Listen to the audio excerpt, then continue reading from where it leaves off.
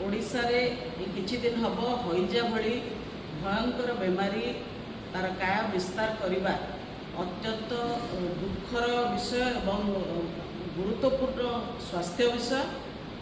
सर्वप्रथम किछि दिन तले आग जाजपुर जिले में है एवं आम जानले जे 2 जन लोक मृत्युवरण कले, अनेक क्षेत्र में प्रभावित होते किंतु परवर्ती काल में अन्य जिला को यह व्यापी यथा भद्रक, केन्दुझर, कटक, पुरी, ढेंकानाल एवं अन्य जगह को व्यापिला। यह अत्यंत चिंताजनक विषय।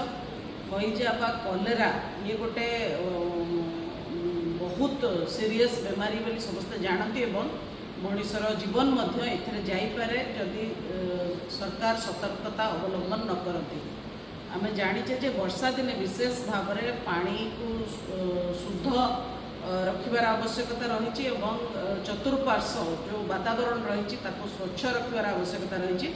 ये हईजा को नियंत्रण करने कि सरकार तांकर जो एपिडेमिक्स कंट्रोल जो प्रोटोकॉल रही काम लगेवा दरकार। किंतु दुखर विषय जे एबे जाके राज्य सरकार ये विषय केतबेले जानी नांती बोली कहउचंती एवं केतबेले कौन नियंत्रण करने पदक्षेप नौचन ताहा मध्य स्पष्ट भाव में जना पड़ी नहीं।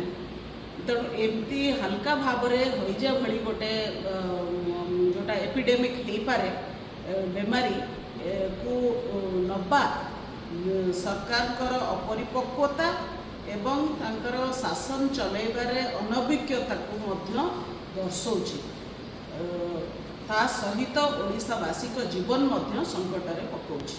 प्रत्येक जीवन मूल्यवान एवं सरकार आगे दाबी रखुछि जे तुरंत हईजा को नियंत्रण करने कि कौन कौन पदक्षेप नहीं ताको भी स्पष्ट करेंगे।